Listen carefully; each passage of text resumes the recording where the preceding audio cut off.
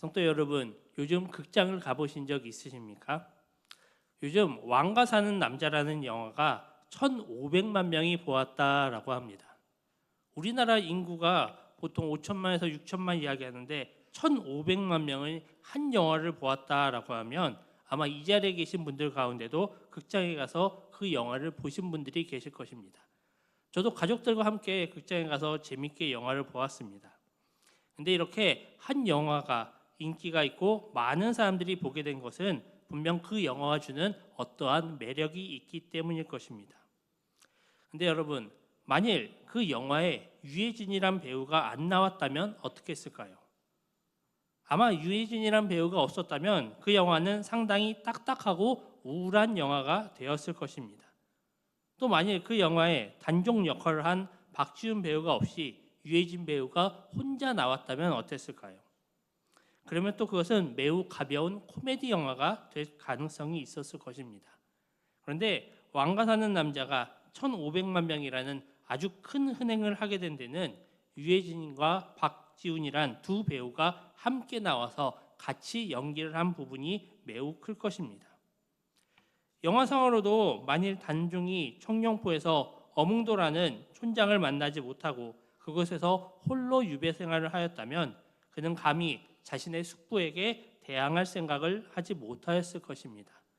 또 어몽도도 그가 단종을 만나지 못했다면, 그리고 그 단종이 백성들을 돌보는 모습을 보지 못하였다면 그 단종의 마지막을 함께하는 그 역할도 하지 못하였을 것입니다. 이 영화가 이렇게 많은 사람들에게 감동을 주고 사람들이 극장에 가서 보게 된 데는 이렇게 서로가 서로를 돕고 서로를 통해 변화되어가는 모습에 사람들이 공감을 하고 감정이입을 하였기 때문에 가능했을 것입니다. 이렇게 사람들은 이 세상을 살아갈 때 혼자 살아가는 것이 아니라 서로 함께 살아가게 됩니다. 서로가 서로를 의지하고 서로가 힘이 되어줄 때 우리들은 이 세상을 훨씬 더 행복하게 살아갈 수 있습니다. 그러면 우리 사람들은 어떻게 이렇게 서로 함께 살아가게 됐을까요? 성경의 시작 창세기 1장을 보면 이런 말씀이 나옵니다. 창세기 1장 26절에서 28절까지 보면 하나님이 이르시되 우리의 형상을 따라 우리의 모양대로 우리가 사람을 만들고 그들로 바다의 물고기와 하늘의 새와 가축과 온 땅과 땅에 기는 모든 것을 다스리게 하자 하시고 하나님이 자기 형상 곧 하나님의 형상대로 사람을 창조하시되 남자와 여자를 창조하시고 하나님이 그들에게 복을 주시며 하나님이 그들에게 이르시되 생육하고 번성하여 땅에 충만하라 땅을 정복하라 바다의 물고기와 하늘의 새와 땅에 움직이는 모든 생물을 다스리라 하시니라. 이 말씀에서 우리가 알 수 있는 것은 하나님이 사람을 만드실 때 사람을 홀로 만드신 것이 아니라 남자와 여자를 함께 창조하셨다라고 나옵니다. 하나님이 한 사람만 창조하신 것이 아니라 같이 살 수 있도록 두 명을 창조하신 것입니다. 물론 창세기 2장 바로 뒤에 나오는 말씀에서는 하나님이 아담을 홀로 창조하시는 장면이 나옵니다. 하지만 2장 18절에 보면 여호와 하나님이 이르시되 사람이 혼자 사는 것이 좋지 아니하니 내가 그를 위하여 돕는 배필을 지으리라 하시니라 라고 나옵니다. 결국 하나님은 사람이 혼자 지내지 않고 둘이 지낼 수 있도록 다른 한 명도 만드셨다라는 것입니다. 그러면 하나님이 이렇게 사람을 두 명씩 함께 살도록 하신 이유가 무엇일까요? 앞에서 보았던 1장 26절을 보면 하나님이 이르시되 우리의 형상을 따라 우리의 모양대로 우리가 사람을 만들고 라고 나옵니다. 여기서 하나님은 혼자 계신 것이 아니라 우리라는 복수형을 쓰시면서 하나님이 한 분이 아니라 세 위격이 함께 계신 삼위일체 하나님이시다라는 것들을 드러내고 계십니다. 일부 성경학자는 창세기 1장 2절 말씀을 보며 이렇게 이야기합니다. 창세기 1장 2절에는 땅이 혼돈하고 공허하며 흑암이 깊음 위에 있고 하나님의 영은 수면 위를 운행하시니라 라고 나옵니다. 여기에 보면 하나님의 영이 수면 위를 운행하시는데 그 하나님이 성령 하나님이셨고 하나님은 처음부터 성부, 성자, 성령님이 함께 계셨다라고 이야기를 합니다. 그리고 그 하나님이 이 온 세상을 만드시고 그 온 세상을 다스릴 존재로 인간을 만드셨습니다. 근데 여러분, 하나님이 왜 굳이 인간을 만드셨을까요?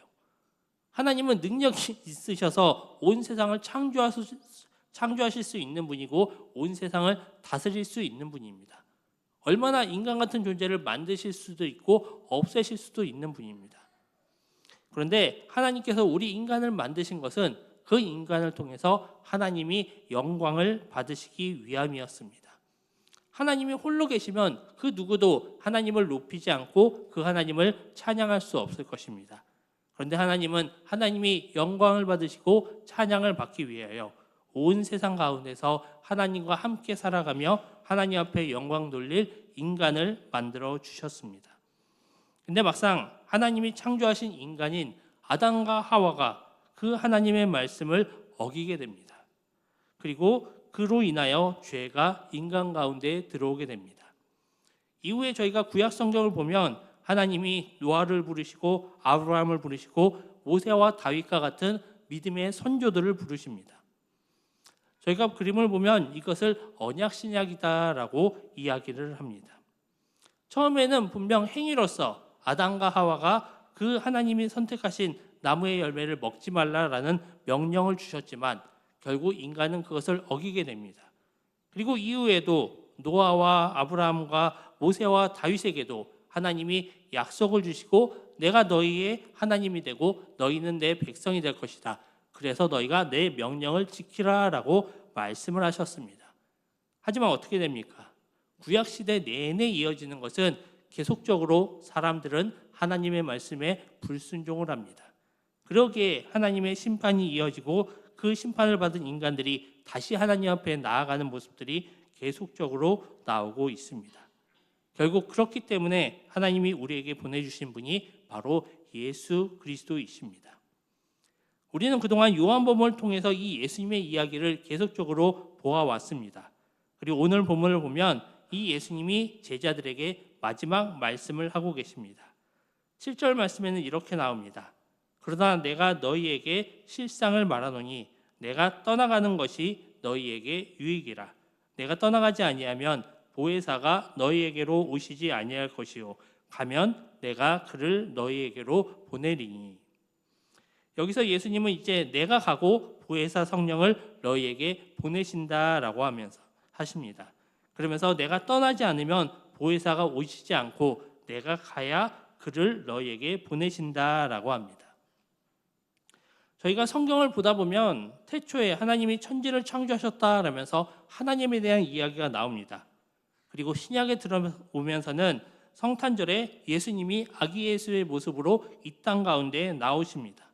그리고 사도행전은 사람들이 모여서 기도할 때 다락방에 성령님이 임하셨다라고 나옵니다. 그래서 사람들은 그렇게 세 분 하나님이 따로따로 존재하시고 그때그때 임하셨다라고 생각을 하기도 합니다.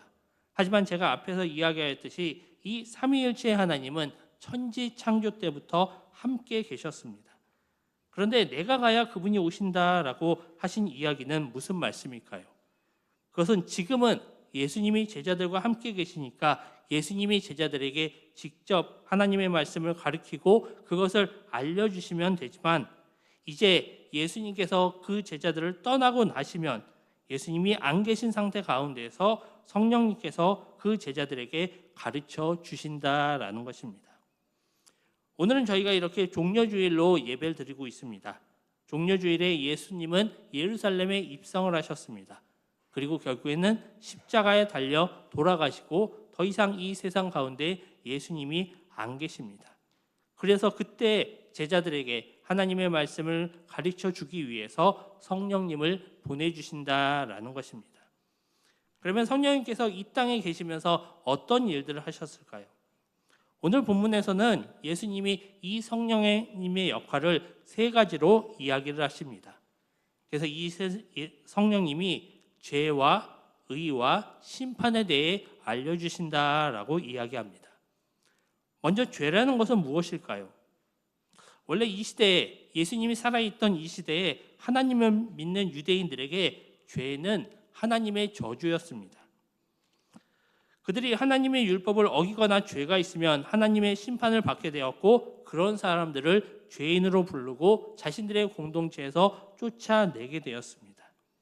하지만 예수님은 오늘 말씀을 통해서 죄는 세상 사람들이 나를 믿지 않는 것이다 라고 이야기를 합니다. 그렇습니다. 여러분, 죄는 예수님을 믿지 않는 것입니다. 보통 우리는 교회를 다니니까 교회 다니면서 하나님의 말씀을 어기는 것이 죄다라고 생각을 합니다. 하지만 복음서에서 예수님은 병자들에게 그리고 죄인들에게 예수님이 다가가시면 그들에게 너희의 죄가 사하여졌다라고 이야기를 하셨습니다. 그리고 옆에서 그것을 보며 바리새인들과 대제사장이 아니 죄를 사하려면 제사를 드려야 되고 제물을 바쳐야 되고 제사장이 내가 그 사람이 정결하게 된 것을 보면서 너의 죄가 사하여졌다라고 선포하는데 누가 너에게 그 죄를 사할 권세를 주었는지를 물어봅니다. 하지만 예수님께서는 그 병자와 죄인들이 치유와 회복을 받기 위해 예수님 앞에 나오고 예수님이 병든 자신을 치유해주고 회복하여 주실 것을 믿었기 때문에 그들이 믿음으로 인하여 죄가 사하여졌다라고 이야기를 하십니다. 오늘 말씀을 통해 예수님은 자신이 이제 십자가에 달리고 부활하실 것인데 이런 나를 믿지 않는 사람들이 죄인이다라고 합니다. 왜 그 예수님을 믿지 않는 사람들이 죄인이 될까요? 그것은 바로 오직 예수 그리스도를 통해서만 우리가 구원을 받을 수 있고 죄인된 우리의 형편에서 벗어날 수가 있기 때문입니다. 지금 예수님은 십자가에 달려 죽으시기 직전 바로 전날 밤에 제자들에게 마지막 당부를 하고 계십니다. 그리고 그것은 십자가에 달려 죽고 살아날 나를 믿지 않는 사람들이 죄인이다라고 고백하는 것입니다. 요한복음 8장 24절에는 이렇게 나와 있습니다. 그러므로 내가 너희에게 말하노니 너희가 너희 죄 가운데서 죽으리라 하였노라. 너희가 만일 내가 그인 줄 믿지 아니하면 너희 죄 가운데서 죽으리라 라고 하십니다. 또 우리가 잘 아는 요한복음 14장 6절에서는 이렇게 말씀하십니다. 예수께서 이르시되 내가 곧 길이요 진리요 생명이니 나로 말미암지 않고는 아버지께로 올 자가 없느니라 라고 하십니다. 바로 우리는 예수 그리스도를 통해서만 하나님 아버지 앞에 나아갈 수 있고 그러기에 그분을 믿지 않으면 죄인이 된다라고 이야기를 하시는 것입니다. 두 번째는 의에 대해서 이야기를 하십니다. 그러면서 10절에서 예수님은 의에 대하여라 함은 내가 아버지께로 가니 너희가 다시 나를 보지 못함이라 라고 하십니다. 이것은 내가 하나님 아버지께로 가고 그분이 의롭게 하여 주신다라는 것입니다. 의는 예수님을 위하여 하나님이 행하신 일들입니다. 이 세상을 만드시고 지금도 주관하신 하나님은 의로운 분이십니다. 그분에게는 어떠한 거짓이나 죄들도 있을 수가 없습니다. 답은 당연히 그분 곁에 가시는 예수님도 하나님 곁에 계시기에 의로워지신다라는 것입니다. 그런데 이것은 상당히 아이러니한 이야기입니다. 지금 예수님이 어떻게 죽으십니까? 십자가에 달려 죽으십니다. 그리고 그 당시에 십자가에 달린다라는 것은 죄인으로서 가장 끔찍한 형벌을 받는 것입니다. 죄인 가운데서도 가장 악한 죄인으로 지금 심판을 받으시고 그 벌을 받아서 죽으시는데 정작 그분은 그 벌을 받고 무덤에 그냥 계시는 것이 아니라 다시 살아나셨습니다. 그리고 이 땅에서 다른 사람들과 살다가 또다시 죽으시는 것이 아니라 사람들이 보는 앞에서 하늘에 승천하여 올라가셨습니다. 그리고 하늘에 오르사 전능하신 하나님 우편에 앉아 계시다라고 저희가 사도신경을 통하여 고백하며 살아갑니다. 이렇게 예수님은 하나님께 올라가고 의로우신 분이 되십니다. 그리고 하나님이 죽으신 예수님을 다시 살리시고 자기 우편에 앉으사 의롭다고 하여 주십니다. 그런데 예수님의 이 의는 예수님한테만 있는 것이 아니라 예수님을 구주로 믿는 우리에게도 옮겨진다라고 이야기를 합니다. 보통 우리는 예수님이 우리의 죄에 대한 형벌을 대신 받으셨다라고 알고 있습니다. 그런데 예수님은 우리에게서 죄의 형벌을 가져만 가신 것이 아니라 바로 자신이 가지고 계셨던 의를 바로 우리들에게 전달하여 줍니다.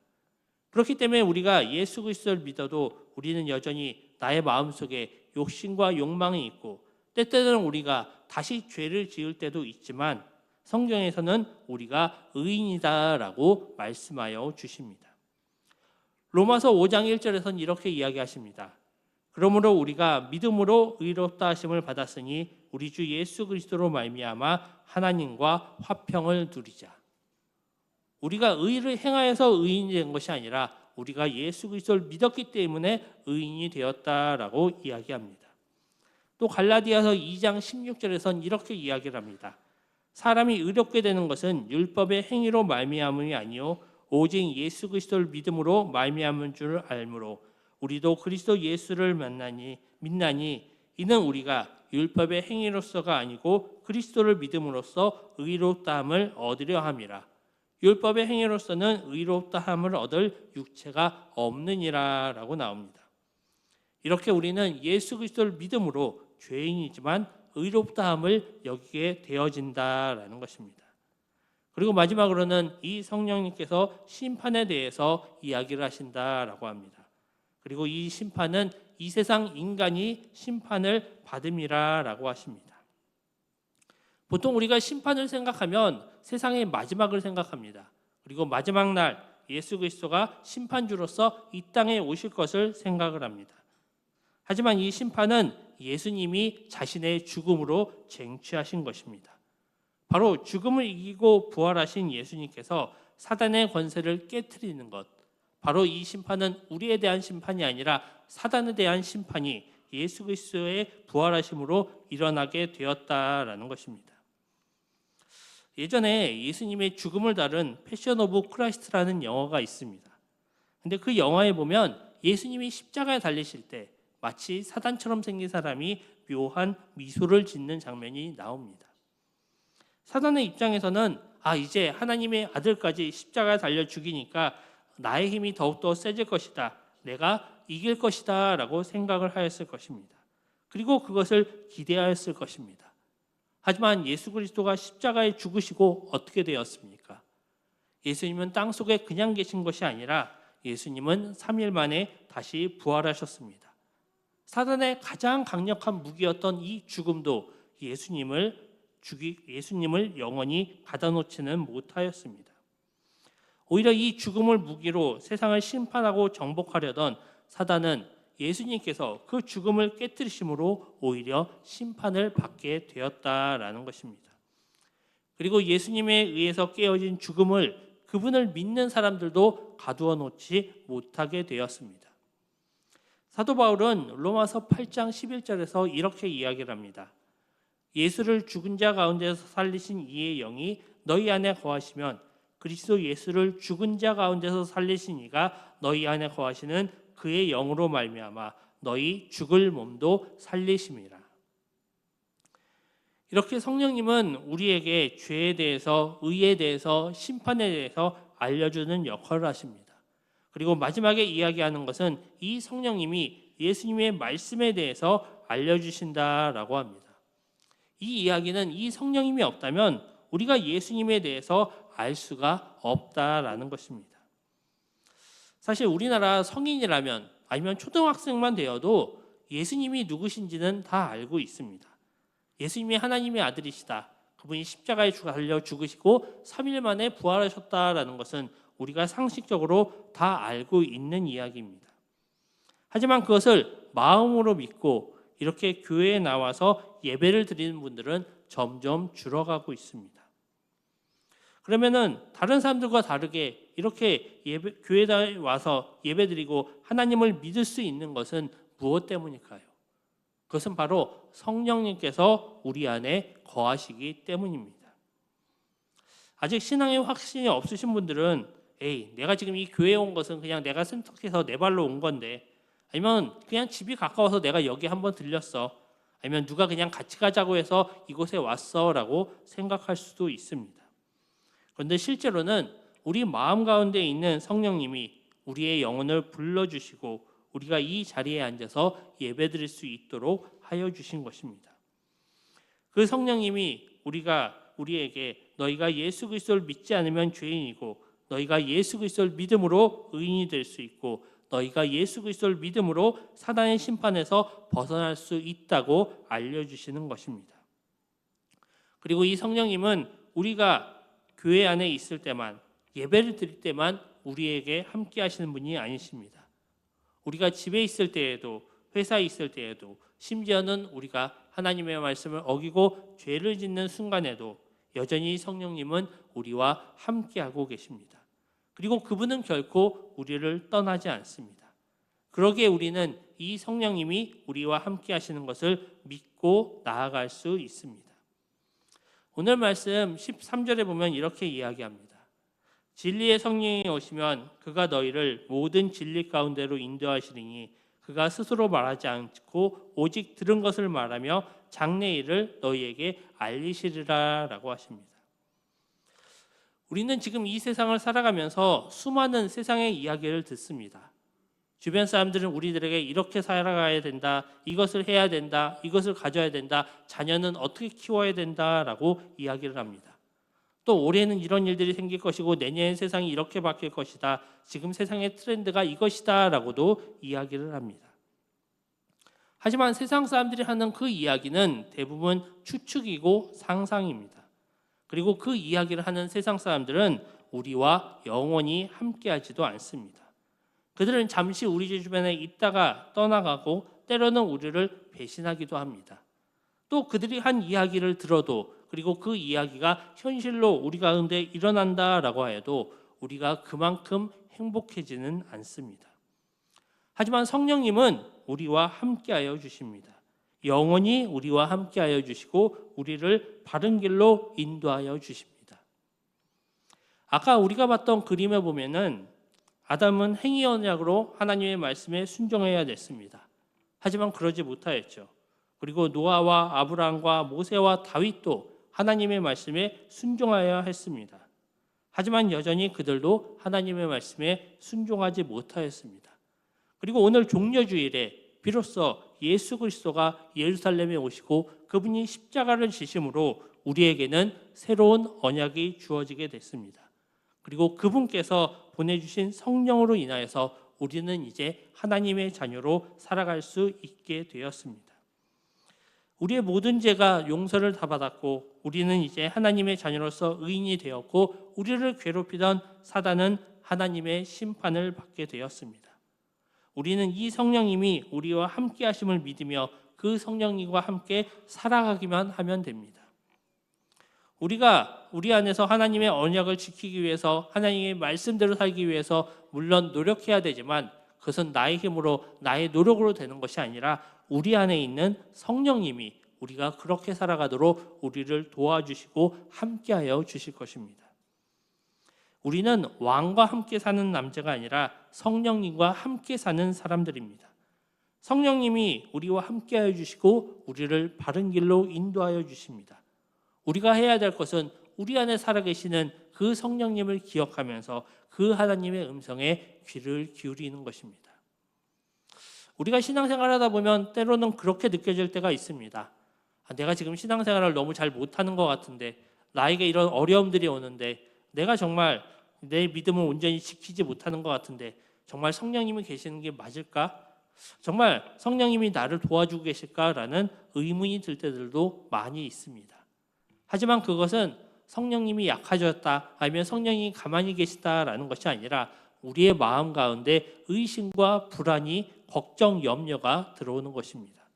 성령님은 여전히 우리와 함께하고 계십니다. 그리고 그분은 여전히 우리를 도와주고 계십니다. 우리가 해야 될 것은 세상의 이야기에 귀를 기울이는 것이 아니라 세상의 음성을 따라가는 것이 아니라 그 성령님과 함께 하심을 믿으며 그 성령님을 붙잡고 의지하며 나아가는 것입니다. 정말 그 성령님을 붙잡고 살아가시는 우리 영광교회 교우들이 되시기를 바랍니다. 우리가 그 성령님의 음성을 듣고 따를 때 그분이 함께 하심을 우리가 믿으며 나아갈 때 우리가 하나님 안에서 참된 기쁨과 즐거움과 기쁨을 회복할 수 있게 될 것입니다.